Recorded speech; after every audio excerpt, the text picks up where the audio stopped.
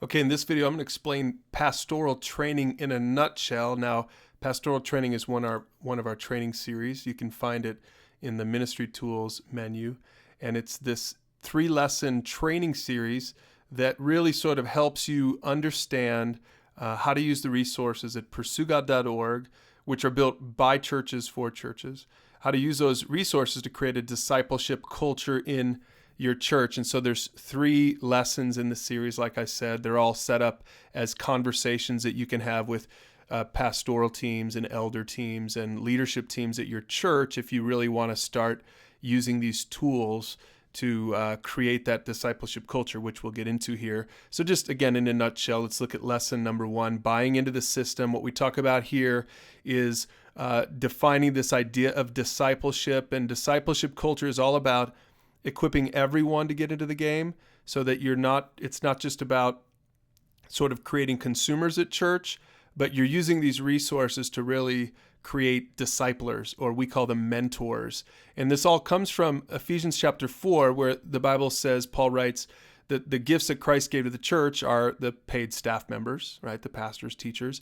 But their job, verse 12, this is what most people miss. Their job is to equip God's people to do the work. So in other words, what he's saying is, the pastors shouldn't be doing all the ministry. The pastors should be equipping people to do the ministry. And that's what pursuegod.org is. It's that equipping tool. So you can learn how to use these tools all for free to equip people in your church to actually get in the game and start mentoring and start making disciples and that sort of thing. So in order to do it, you got to buy into the basics. And we talk a little bit about some of these basic series foundations and what that means on our site. Just real basic informational framing series. It's probably important for you to understand, make sure that you're on board with the way we sort of frame things, the way that we describe a biblical worldview, pretty typical evangelical stuff, but it's important that you buy into it.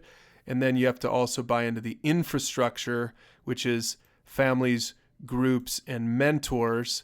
And again, the way this is set up is you then can use those discussion questions to have those conversations. But let's get to lesson 2 then. Lesson 2 in the series sort of follows up on lesson 1, and lesson 2 talks about that infrastructure. Okay, so how do you build up that infrastructure of a discipleship culture? And so we talk about these 3 things: how to build up parents and why you should build up parents, and how you can use our resources to promote family talk, and you can use our kids' church resources, which work in line with all of our other resources. So the whole goal is this first part of the infrastructure is that you're building up parents. The second part of the infrastructure is that you're building up small group leaders, and we talk about how small groups are the organizational key for a healthy church. And chances are, if you're checking this out, you probably already have small groups, or you want to get small groups going. And that's important because small groups kind of help you to sort of distribute the shepherding workload, So your small group leaders are really important leaders organizationally for you. They're really sort of mentors of mentors. And that's the third thing then, is as you build up mentors, and this is what most churches don't really have. I know our church never had this. A mentor is sort of an individual person who knows how to use the resources at our website to begin personally mentoring people, making disciples. Again, is the way Jesus said it, but we use the word mentor.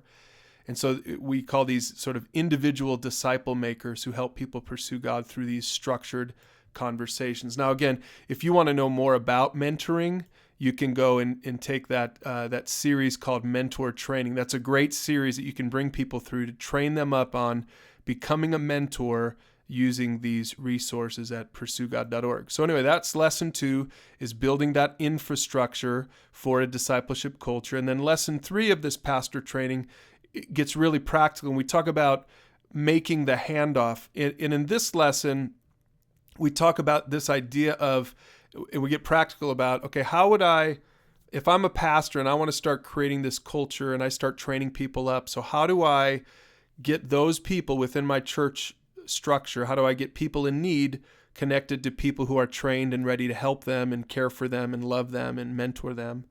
And so we call that the handoff. The handoff is when a pastor or a leader connects someone looking for help to someone trained to give help, okay? And so we call that a handoff, and we talk in this lesson about leveraging your leadership and we've even created something called a handoff document. That's just a real simple document that helps you get, not just explain the idea of mentoring to a person who needs to be mentored, so you can sort of leverage your pastoral leadership to do that, but then you can take the next step and connect them to the person who's going to help them. And again, what that allows you to do as a pastor is to step back and to not have to personally help everybody pursue God. So you're building this mentoring culture with marriage mentors and youth mentors and regular mentors and small group leaders and everybody. Parents are mentors. You're building this mentoring culture, and then you're using these resources at pursuegod.org. And over time, that mentoring culture, that discipleship culture gets built up. And that right there is pastor training in a nutshell. So again, if you want to take the full series, just go to our ministry tools menu, click on training series, and you will see that full series right in there, pastor training right at the top. Encourage you to take your leadership team through it and really begin using these resources at pursuegod.org to help people in your church to pursue God.